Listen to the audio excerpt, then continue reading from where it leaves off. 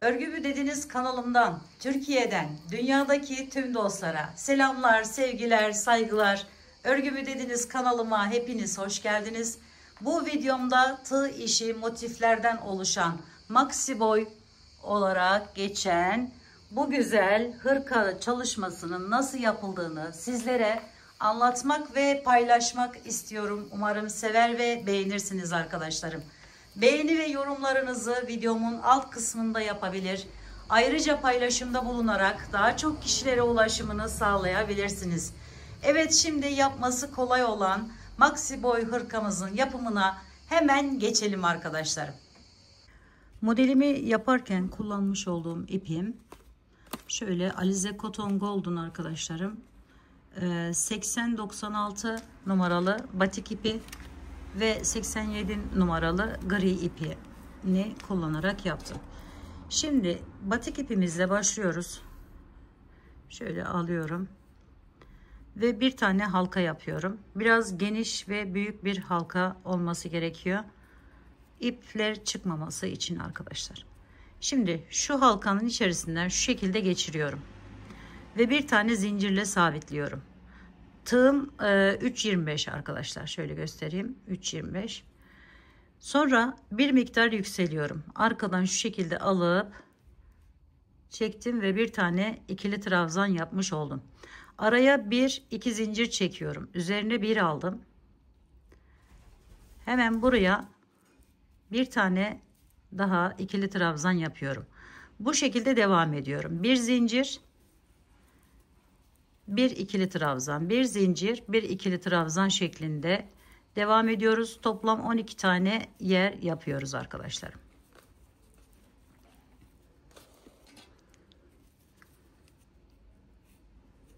Şöyle 2 4 6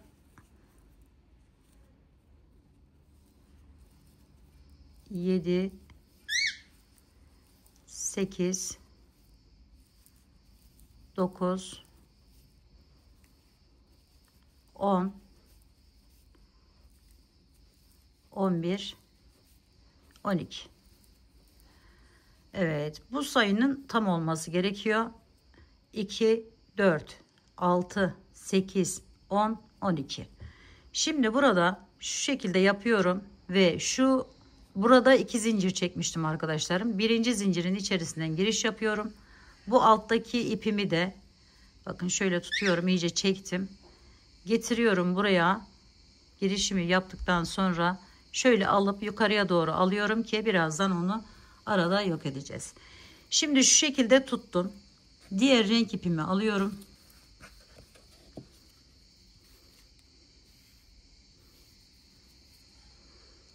Bunu da bir miktar bıraktıktan sonra şöyle bir tane buraya sıkı bir şekilde ikili trabzan yapıyorum. Sonra şu fazla iplerimi şu şekilde tutup şöyle çevirdikten sonra yine burada bakın şurası şu şekilde, hemen şuradan çıkartıyorum bir tane, şöyle bir sık iğne gibi yapıyorum. Sonra arkasından şu şekilde alarak bir tane ikili trabzan boyutuna getiriyorum. Bir aldım, üzerine hemen yanına bir tane ikili trabzan yapıyorum. Bir zincir, sonra diğerine geçiyorum. İki tane her bir boşluğa bakın. Her ikisinin arasına iki tane ikili trabzan yapıyorum. Bir zincir arada tekrar şu fazla iplerimi de götürüyorum. Şöyle 1 2, bir zincir, iki tane ikili trabzan her bir boşluğa arkadaşlar.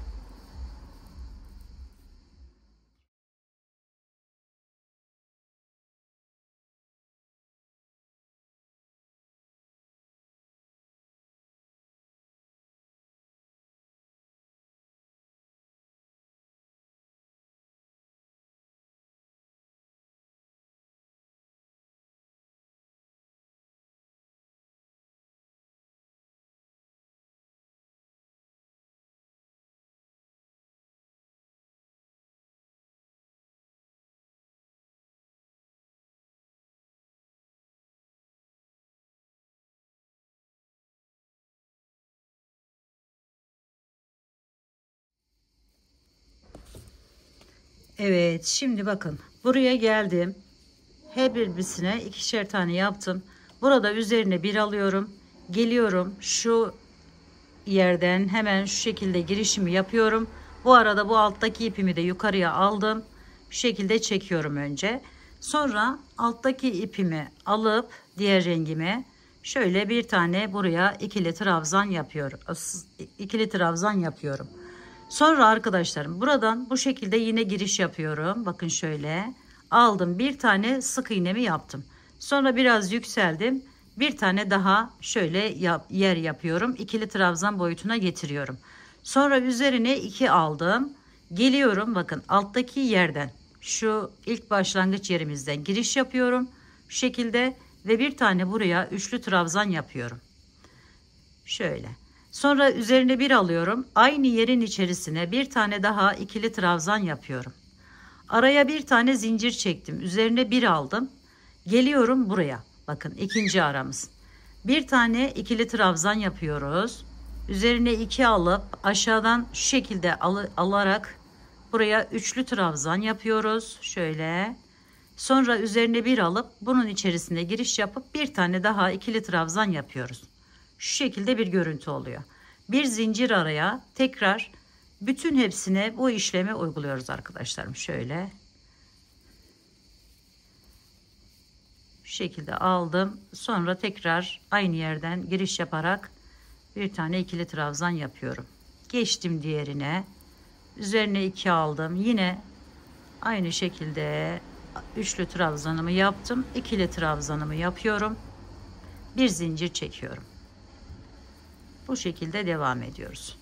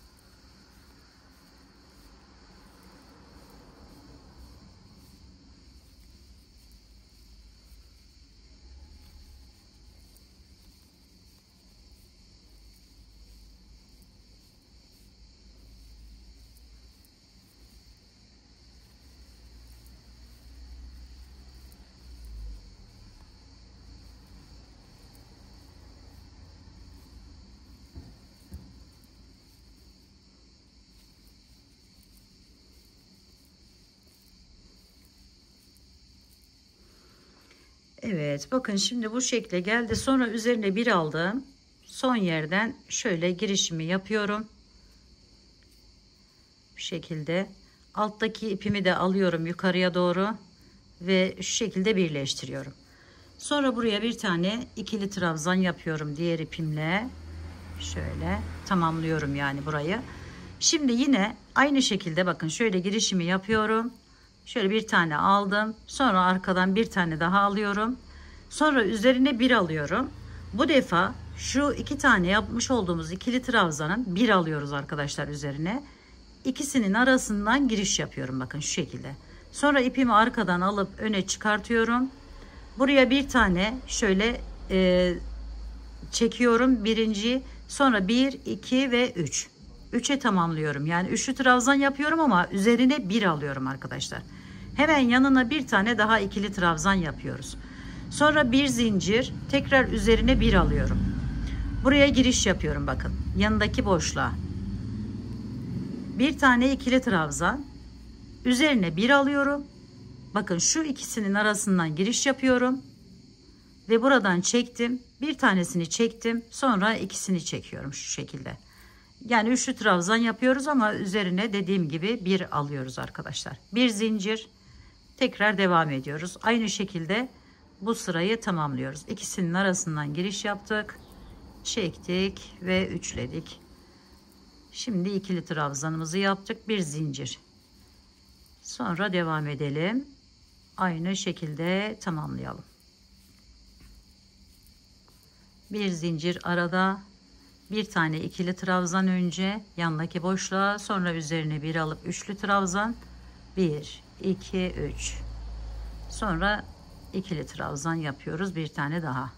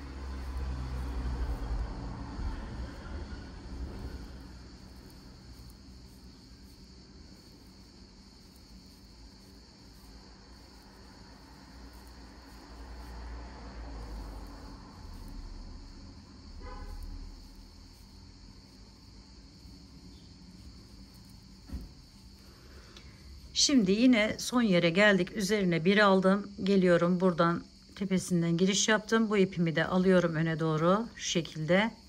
Ve onunla bir ikili trabzan, diğer renk ipimle ikili trabzan yapıyorum araya. Görüntümüz bu şekle geldi. Şimdi arkadaşlar burada yine bu şekilde aldım. Köşe oluşturacağız artık. 1 2 3 defa bu şekilde yer yapıyorum. Yani 2 tane böyle arkadan alarak yapıyorum. Birini normal sık iğne şeklinde yapıyorduk zaten.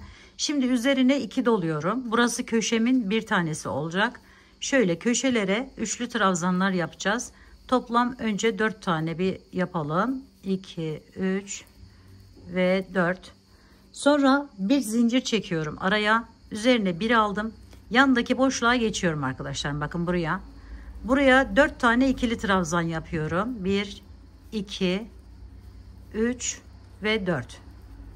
Sonra bir zincir, tekrar diğerine geçiyorum. 1 2 3 ve 4. Şimdi 2 tane bu şekilde yaptıktan sonra bir zincirimizi çekiyoruz. Üzerine 2 alıyoruz. Köşemizin birisi de burası olacak. Buraya 4 tane önce ikili trabzan yapıyor. Üçlü trabzan yapıyoruz. 2 3 ve 4. Bakın bu şekilde. Araya 1 2 3 zincir çektik. Üzerine 2 doladık. Tekrar 4 tane ikili üçlü trabzan yapıyoruz. 1 2 3 ve 4. Böylece ikinci köşemizi, bunu yarımdı, şimdi onu tamamlayacağız. Birinci köşemizi oluşturmuş olduk. Şimdi bir zincir çektik, üzerine bir aldık, yandaki boşluğa geçiyoruz. Buraya 4 tane ikili trabzan yapıyoruz. 2 3 ve 4. Bir zincir çektik, bir tane daha ilerliyoruz. 1 2 3 4. Bir zincir çektik, 2 doladık, üçlü trabzan yapıyoruz 4 tane. İkinci ya da üçüncü köşemizi oluşturuyoruz. Şöyle 4 tane üçlü trabzan, sonra 1 2 3 tane zincir, tekrar 4 tane üçlü trabzan yaparak devam ediyoruz. 1 2 3 4. Evet, bakın şöyle köşelenmeye başladı. Şimdi bir zincir çekiyoruz yine. Yine 4 tane ikili trabzan yapıyoruz yandaki boşluğa, şuraya. 1 2 3 4. Bir zincir çektik, tekrar devam ediyoruz. Bir tane daha yapıyoruz. 1 2 3 4. Buradaki en önemli dikkat etmeniz gereken husus burası arkadaşlarım. 12 tane ile başlamazsanız bu üstte sıkıntı yaşarsınız. Şöyle bir tane zincir çektim. Şimdi dördüncü köşeyi yapıyorum. 1 2 3 ve 4. 1 2 3 zincir, tekrar 4 tane üçlü trabzanımızı yapıyoruz. 2 3 4. Bir zincir çektik, üzerine bir aldık, devam ediyoruz. 4 tane ikili trabzan.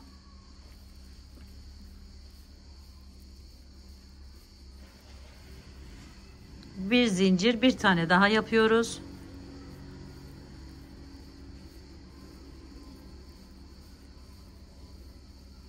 Bir zincir. Şimdi 4 tane yapıp bu köşemizi de tamamlamış olacağız arkadaşlarım. Yarısını yapmıştık zaten. Şimdi burayı tamamlayacağız. 3 ve 4.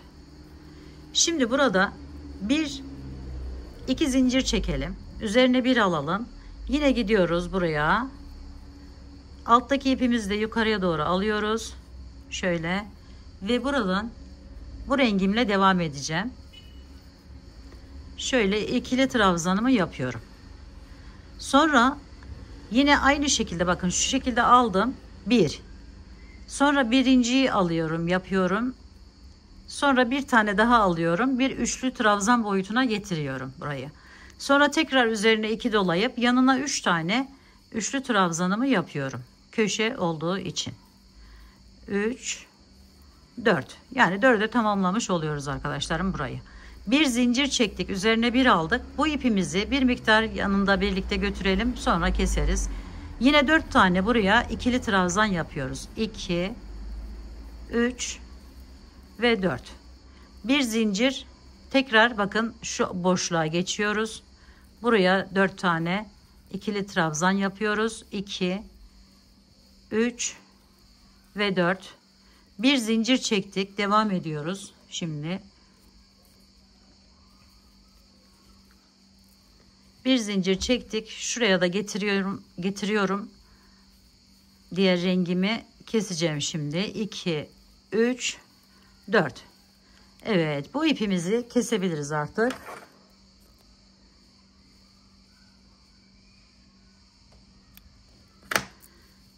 Şimdi aynı şekilde devam ediyoruz. Bir zincir, 2 doladık. 4 tane üçlü trabzan yapıyoruz. 1 2 3 ve 4. 1 2 3 zincir, tekrar 4 tane yine devam ediyoruz. 1 2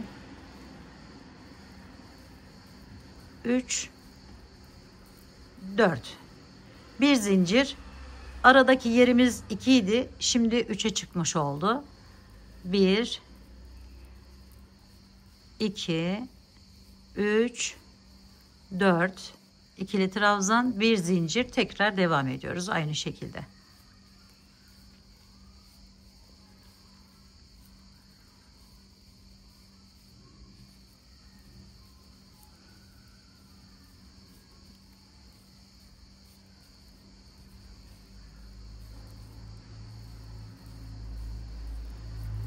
Bu motifimizin son sırası oluyor arkadaşlarım. Daha büyütmek isterseniz etrafından büyütebilirsiniz. Şimdi 1 2 3 zincir devam ediyorum.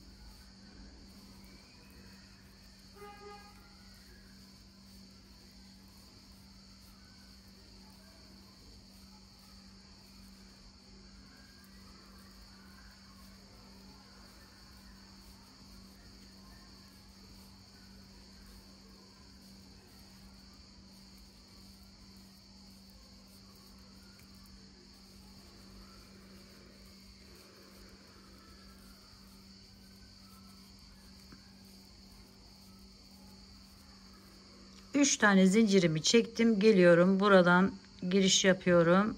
Şöyle kaydırarak bağladım. Bir tane zincir çekip artık bu ipimi de kesiyorum arkadaşlarım. Evet, motifimizin tamamlanmış hali bu şekilde. Şöyle göstereyim. Şimdi önce bütün motifleri yapın arkadaşlarım. Onu tavsiye ederim. Çünkü farklı bir teknik kullanarak ekleme yapacağız birbirine. Bir de şöyle renk düzenlemesi yapabiliyorsunuz. Böyle yapınca. Şöyle mesela şunu şuraya koyabiliriz. Şöyle. Kolunu ekleme yapacağız. Koluna toplamda 4, şöyle göstereyim, 4 ikileyelim.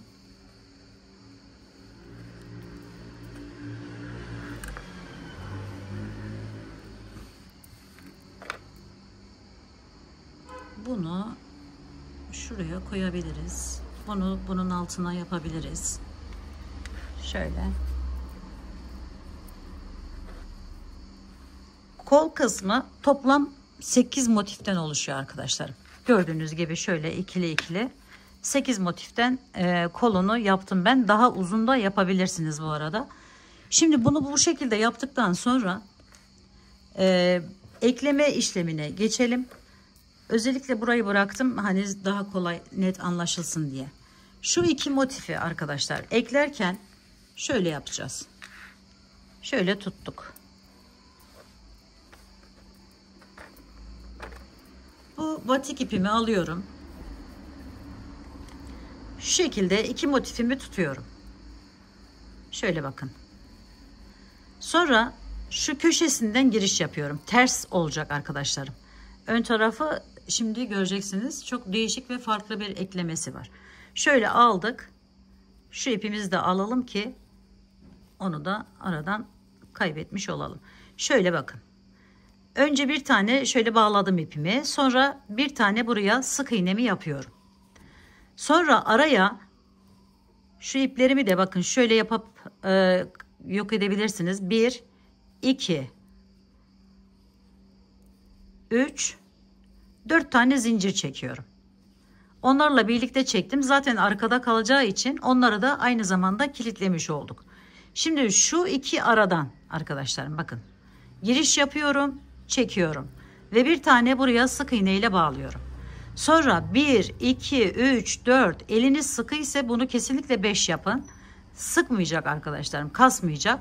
Şöyle bakın geldim, aldım ve ekliyorum buraya. 1, 2, 3, 4 tane zincir çekiyorum. 5 dediğim gibi eliniz sıkı ise 5 çekin. Şu şekilde aldım. Bakın boşluklar, şu boşluklar. Buradan girişimizi yapıyoruz ve sık iğne ile bağlıyoruz. 1, 2, 3, 4 zincir. Tekrar diğerine geçtik. Şimdi burada arkadaşlar 1, 2, 3, 4 zincirimi çektim. Geliyorum bu köşeye. Bir tane sık iğne ile bağladım. Şimdi sık iğnemizden sonra bu iki motifi alıyorum. Şöyle tersinden getiriyorum. Şu tarafına bu gelsin bakın. İkisi böyle gelsin. Hemen tuttuğum köşesinden zincir çekmeden şöyle ikisini alıyorum ve buraya sık iğne ile başlıyorum. 1, 2, 3, 4 tane zincir çektim. Geliyorum. Burayı bu şekilde alıp yine sık iğnemi yapıyorum. 1, 2, 3, 4 zincir çektim. Devam ediyorum. 1, 2, 3, 4. Gövde kısmında falan mesela bunu daha devam ettiriyorsunuz arkadaşlarım. Ama bu kol kısmı iki yana, iki de böyle arkasına olacağı için bu şekilde kalacak. Burada ipimizi keseceğiz artık. 1, 2, 3, 4. Hemen şu şekilde alıyorum. 1, 2, 3, 4. Köşeye geldim. Köşeden girişimi yapıyorum. Ve buraya sık iğnemi yaptım. Bir zincirimi çektim. Bu 4 parçayı birbirine bu şekilde eklemiş oldum. Şimdi bir de arasından ekleyeceğiz. Ve bakın ön tarafı bu şekilde gözüküyor. Şimdi diğerlerine geçelim. Yine bu şekilde duruyor. Hemen aldım bunu. Bir tanesini. Hangi renk? Şu rengi koyalım buraya. Tersini arkadaşlarım bakın. Buraya tersini aldım. Şu şekilde koyuyorum. Tutundum. Şöyle başlıyorum. Önce bir tane buraya sık iğnemi yapıyorum. Önce tutunuyorum. Sonra sık iğnemi yapıyorum. Sonra 4 tane zincir çekiyorum. 1, 2, 3, 4.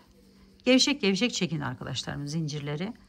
Sonra buradan aldım ve eklememi yaptım. Yani sık iğnemi yaptım araya.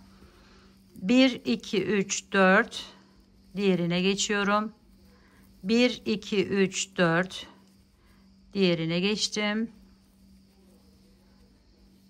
1, 2, 3, 4.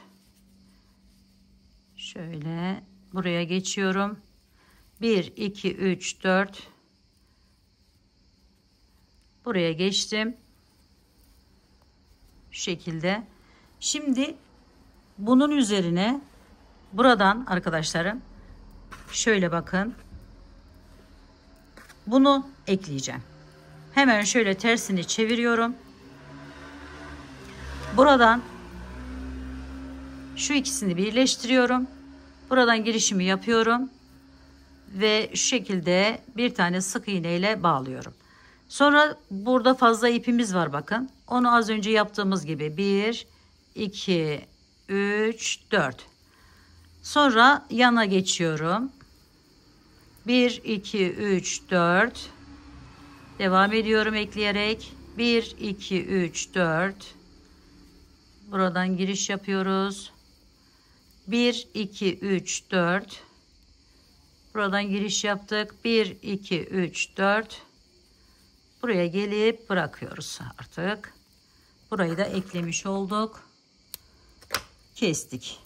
Şimdi diğer ikili grubu ekleyeceğiz. Aynı şekilde buraya bu gelsin. Bu renk, buraya da bu renk gelsin arkadaşlar. Şöyle aldım yine ipimi. Bu köşelerden tuttum.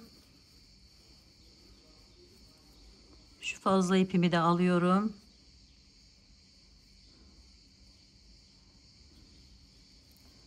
Önce bağladım. Sonra sık iğne ile bağlıyorum. Sonra bunu da alarak 2, 3, 4 tane ikili trabzan sık iğne zincirimi çektim. Sonra devam ediyorum. 1, 2, 3, 4. 1, 2, 3, 4.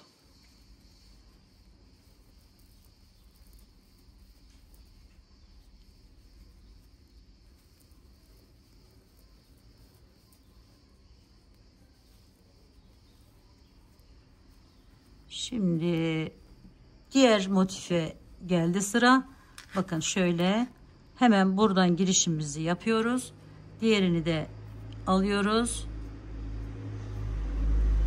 Şu fazla iplerimizin hepsini toplayacağım şimdi bakın. Şöyle sık iğnemi yapıyorum önce.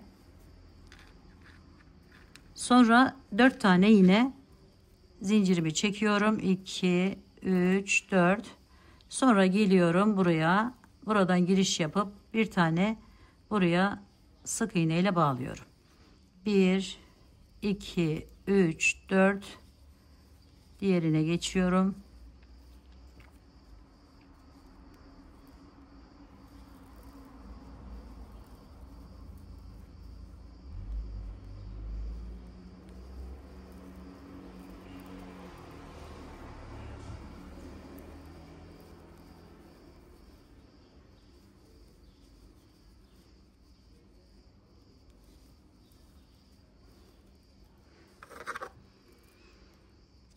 Şimdi burayı da ekledik gördüğünüz gibi. Şimdi arkadaşlarım bakın. Şöyle bir parça elde ediyoruz önce.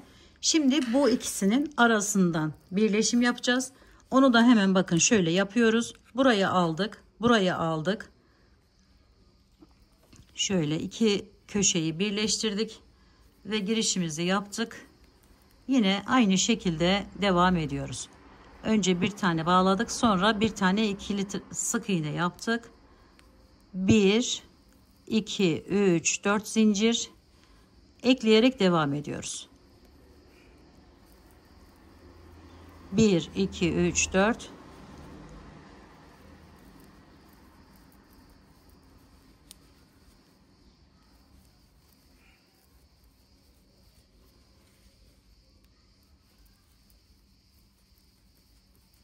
Şimdi bakın köşe yerine, birleşim yerine geldim. 4 motifin önce bu taraftan alıyorum.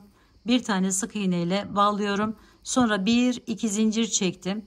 Diğer iki motifin birleşim yeri olan buradan giriş yapıyorum. Buraya bağlıyorum arkadaşlarım. Onun görüntüsünü de birazdan göstereceğim sizlere. 1, 2, 3, 4 tane zincir çektim. Devam ediyorum. Bu zincirleri kesinlikle gevşek olmasın. Dediğim gibi eliniz sıkı ise 5 çekebilirsiniz arkadaşlar.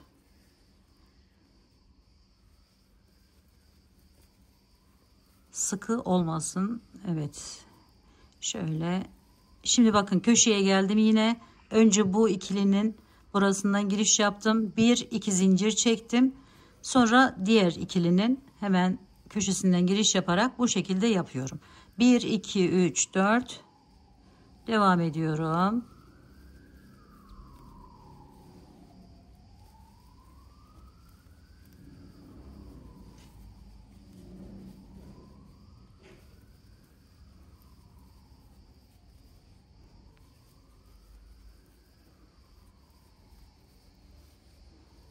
Bakın yine köşeye geldim. Önce buradan 1, 2 zincir çektim. Sonra buradan alıp devam ediyoruz.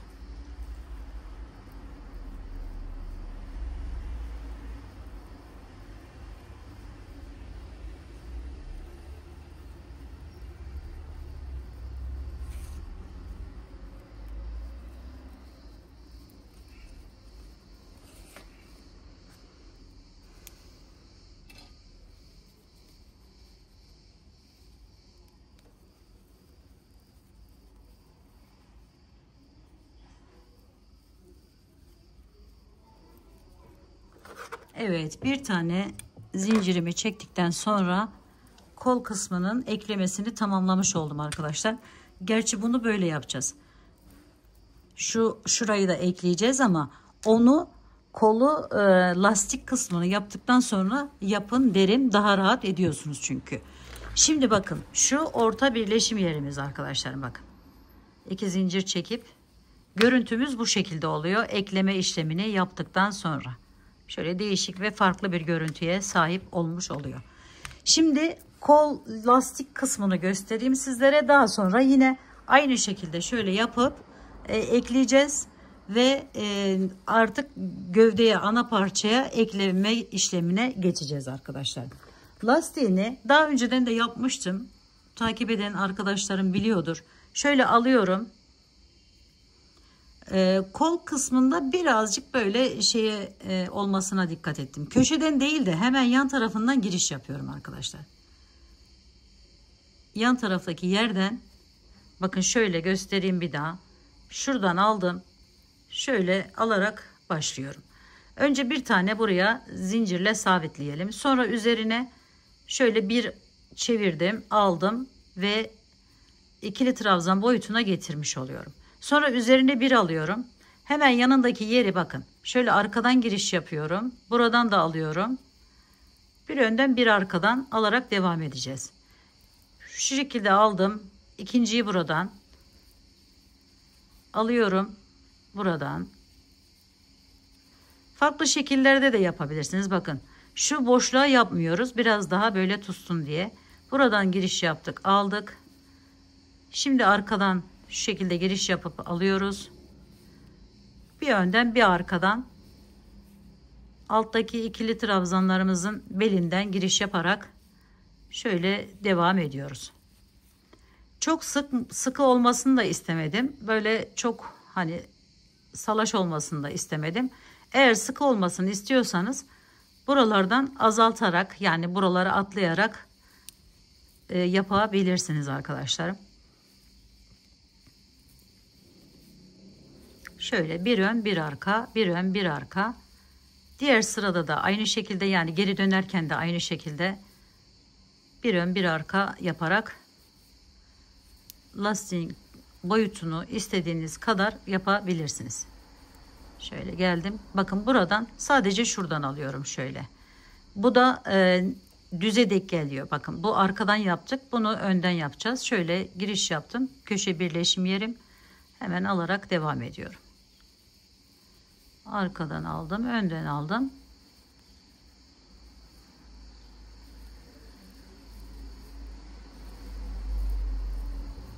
Kocaman parçayı elinizde hani böyle taşımayın diye önceden lastik kısmını tamamlayıp ondan sonra gövde kısmına ekleme işlemini yapabilirsiniz arkadaşlar.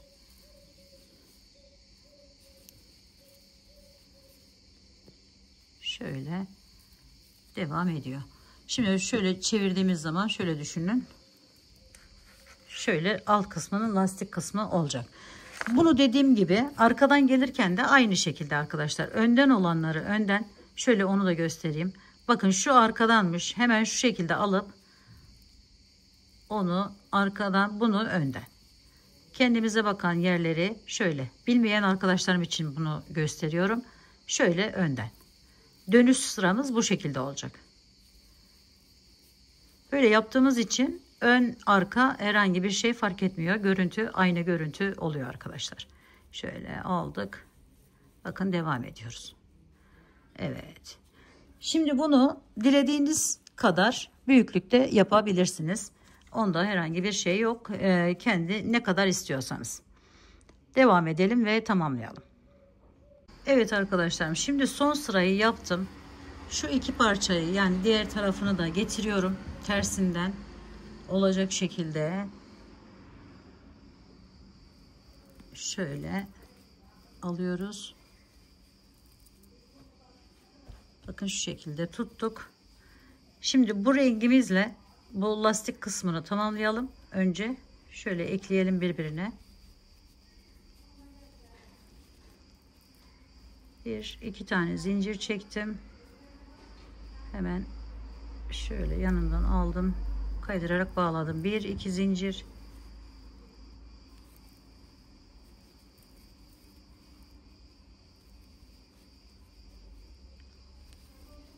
Dört sıra yaptım bu arada ben burayı. Ama şeyleri, önleri daha farklı arkadaşlarım. Onu da söyleyeceğim birazdan size. Şimdi bakın şurayı aldım. Buraya ekledikten sonra lastik kısmını yine bu rengimi alıyorum. Şöyle bir bağlamamızı yapalım. Buraya bakın köşe kısmına bir tane sık iğnemi yaptım. Sonra 1, 2, 3, 4 tane zincir çektim. Bu ipimi artık kesebilirim.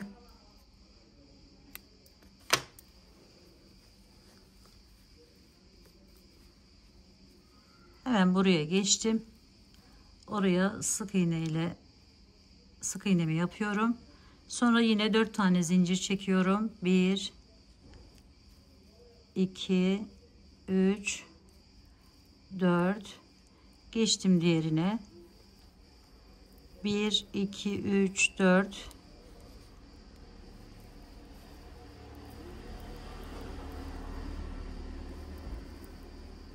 Bir, iki, üç, dört. Bakın birleşim yeri motifimizin önce bu köşemize bir tane ikili sık iğne yapıyoruz. Sonra 1, 2 zincir çektik. Diğer tarafına geçip buraya bir tane sık iğne yapıyoruz. Sonra yine 1, 2, 3, 4 tane zincir çekip devam ediyoruz.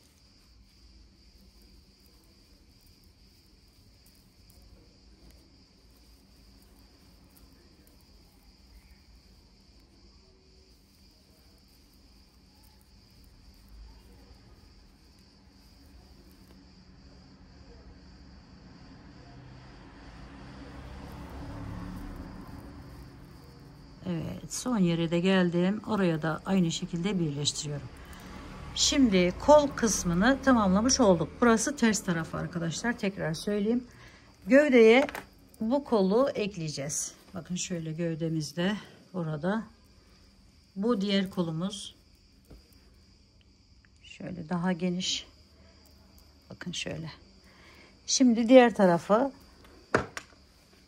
şu kısmı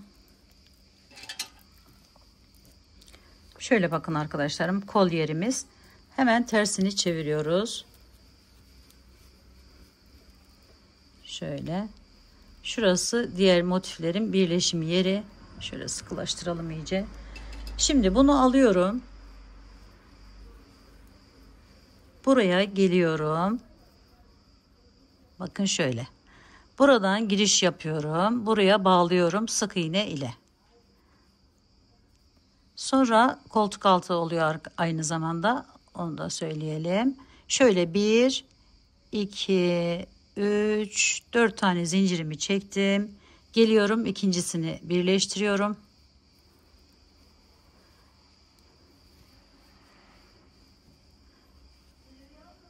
Şöyle bakın. Ekleyerek devam edeceğiz. 1, 2, 3, 4. 1, 2, 3, 4.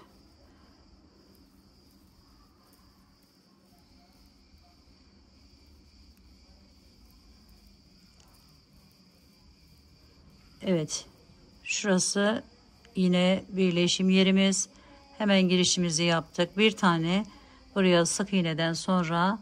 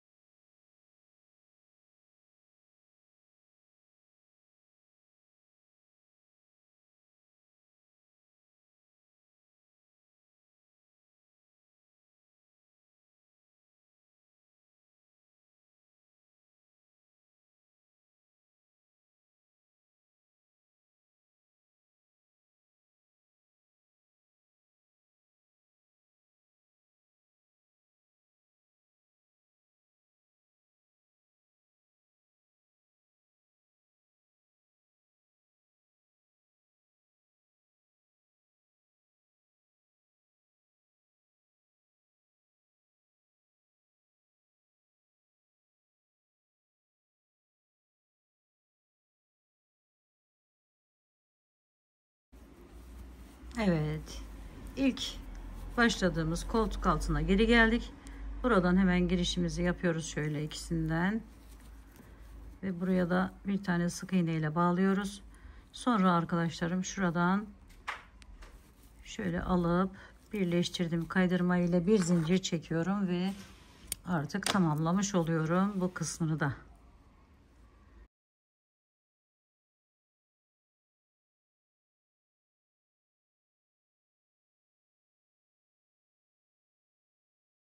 Evet arkadaşlarım, kolunu da ekledim bakın şöyle. Şu 4 burada 4 de arkada 8 motif olarak eklemiş olduk. Şimdi bu kolunu anlattıktan sonra 8 tane kollarda. Genelde arkadaşlarım soruyor kaç motiften oluşuyor diye. Sonra şu arkayı söyleyeyim arkadaşlarım. Bakın 1, 2, 3, 4. 4 enlemesine ön de aynı şekilde 4 taneden oluşuyor. Şimdi boy olarak da ben 1, 2, 3, 4, 5, 6, 7. Yani 7 tane bu şekilde motif var. 4 kere 7 28. 28 de diğer tarafı, toplam 56 motif oluyor. Vücut kısmı. Kollar da az önce de söylediğim gibi 8, 8, 16. Toplam 56 idi sayımız. 72 motiften oluşuyor arkadaşlar bu hırkamız. Şimdi bu kollardaki yapmış olduğumuz lastiği arkadaşlarım şöyle yaka kısmına da yaptım. Bakın yakada birleştirirken buradan, yani orta yerini birleştiriyoruz, geliyoruz buraya. Bu motiflerimizin tam şu sırt kısmına gelen 2 motifi yarım ekliyoruz arkadaşlar. Bakın şöyle göstereyim, yarım ekliyoruz. Yarısına kadar ekledim. Daha sonra lastiği yaparken şöyle bakın, lastiği yaparken buradan başlıyoruz. İkisinin ortasındaki şu yerden. Aynı kolda uyguladığımız bir önden bir arkadan yaparak devam ediyoruz. Bunu çevirdik, geldik. Bütün önünü alttan başlıyoruz. Tekrar buraya geldiğimizde buradan geliyoruz tekrar. Buraya geldiğimizde arkadaşlarım buradaki yapmış olduğumuz motif yerleri birleştiriyoruz. Bakın. Şöyle 3 tane bu taraftan alıyoruz. 3 tane bu taraftan burada birleştiriyoruz. Burayı da diğer sırayı da aynı şekilde her buraya geldiğimizde böyle birleşim yapıyoruz ve ense kısmı indir anneciğim kolunu. Ense kısmı bu şekilde kalıyor. Şöyle bak. Dik dur kafanı. Heh. Bakın şu şekilde bir görünüm oluyor. Dolayısıyla burayı da hiçbir kesinti yapmadan diğer motiflerin hepsini ekliyoruz. Ve böyle burayı ben 5 sıra yaptım. Kolları 4 sıra çevirdim arkadaşlar. Şimdi ip miktarını söylüyorum sizlere. Gri ipten 400 gram civarında, hatta 420, 450 diyelim biz ona. O kadar kullandım. Bu batik ipten de yine aynı şekilde 450 civarında ip kullandım. Tabii şimdi bu bir de yapacak olduğunuz kişinin boyuna göre, uzunluğuna göre değişecektir arkadaşlarım bu ip miktarı. Tığım ise başta da söylemiştim galiba ama 3,25 milim oldu. Şimdi bunu kim kullanabilir? Hangi bedenler? Şöyle 42 bedenden 50 bedene kadar rahatlıkla kullanır arkadaşlarım. Boy, tabii boy farkı da önemli. Burada yapacağınız, mesela ben burada gördüğünüz gibi 7 tane motiften boyunu oluşturdum. Hani bunu 5'e düşürebilirsiniz, 4'e düşürebilirsiniz, 3'e bile düşürebilirsiniz. Boyunu biraz daha uzun isterseniz bir motif daha ekleyebilirsiniz. Bir de unutmadan şunu söyleyeyim arkadaşlarım, buhar ütüsü de yaptım ben buna. Yalnız lastik kısımlarına yapmadım. Bakın şuralara çok böyle yapmak istemedim. Ama motiflerimle buhar ütüsü uyguladım arkadaşlar. Evet, görünüm bu şekilde. Umarım sizler de sevmiş ve beğenmişsinizdir. Yapacak olan arkadaşlarıma şimdiden kolaylıklar diliyorum. Örgü Mü Dediniz kanalıma abone olmayı, beğenmeyi, yorum yapmayı, paylaşımda bulunmayı unutmazsanız çok mutlu olurum. Bir dahaki en farklı, en değişik örgü model, teknik ve tasarımlarında görüşmek üzere. Hoşça kalın, sağlıkla kalın. Allah'a emanet olun arkadaşlar.